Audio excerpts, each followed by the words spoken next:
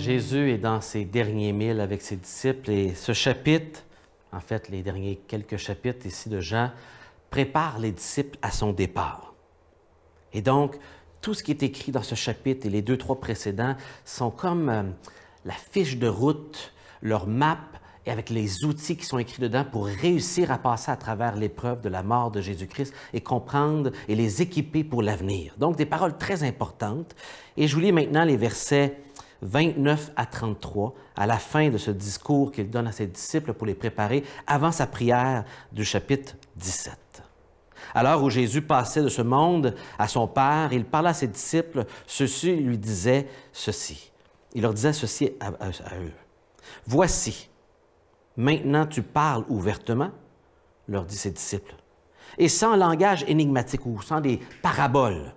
Maintenant, nous savons que tu sais tout et que tu n'as pas besoin qu'une personne t'interroge. Et en cela, nous croyons que tu es sorti de Dieu. » Jésus leur répondit, « Maintenant, croyez-vous? » Le thème de la foi ici est vraiment important. Tout au long de Jean, il est important. La foi que Jésus veut cultiver chez ses disciples. Les disciples étaient souvent caractérisés par une connaissance partielle. Ils comprenaient mal, limités par leur incompréhension du vivant de Jésus. Maintenant, plus que jamais, ils devaient exercer la foi afin de croire ce qu'ils ne pouvaient pas comprendre. Notre foi dans le Seigneur influence directement, vous savez, notre connaissance, et cette connaissance affecte notre croissance.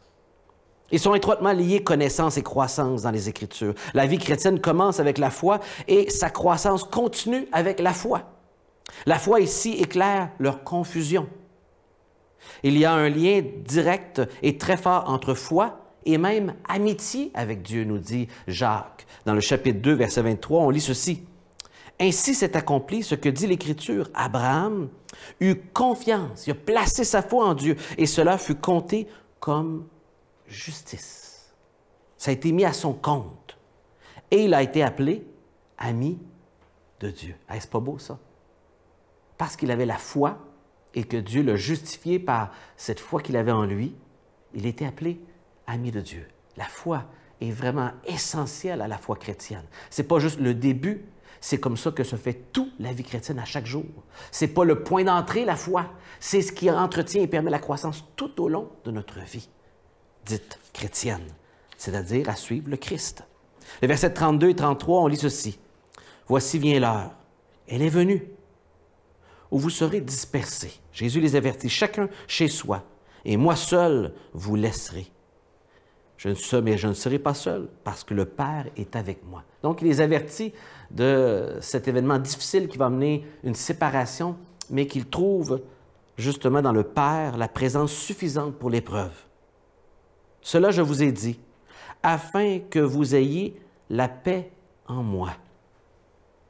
Vous avez et vous aurez l'affliction ou des moments d'être affligé dans le monde. Mais ne craignez pas. Moi, j'ai vaincu le monde. » Alors, il avertit des épreuves qui vont avoir ses disciples et il leur dit ils vont être affligés. Le mot qui est là, c'est un mot qu'on retrouve dans Matthieu, chapitre 7, verset 14, lorsqu'on parle du chemin qui est étroit, qui est resserré. Ça parle de comment la vie peut venir nous mettre en étau, mettre de la pression sur nous, on peut se sentir écrasé, entouré et qu'il y a de la pression et c'est difficile. C'est ça le mot pour affliger dans la vie. Ce que nous cause des épreuves. Et il nous dit que c'est possible pour nous d'avoir la paix là-dedans. Jésus a eu la paix en sachant que Dieu, le Père, était avec lui. Il est possible pour nous d'avoir la paix même dans les moments les plus difficiles si on place notre foi en Jésus. Pourquoi? Parce qu'il a la victoire sur le monde. Il va y avoir une pression que les soucis de ce monde, que les persécutions de ce monde, que le péché dans le monde va causer sur nous, mais on peut avoir la paix, comme les disciples l'ont eu, dans les moments difficiles, en croyant en Jésus-Christ. Pourquoi? Parce qu'il a la victoire sur le monde. Sa victoire à la croix, c'est une victoire sur le péché, c'est une victoire sur l'ennemi, c'est une victoire sur la mort, c'est une victoire sur le monde. Et parce que cette victoire, elle est acquise, il est possible pour nous d'avoir la paix dans les pires moments de la vie, quand on se sent sous pression, resserré, et qu'on a l'impression qu'on est seul, qu'il n'y a personne qui peut nous aider. Jésus le sait, nous a avertis d'avance que ça viendrait, et il nous a dit que c'est possible de passer à travers, d'avoir la paix, en sachant que le Père céleste était. Tu n'es pas seul. Si Tu as placé ta foi en Jésus? As-tu placé ta foi en Jésus-Christ seul pour ton salut, pour la délivrance de tes péchés, pour la vie éternelle?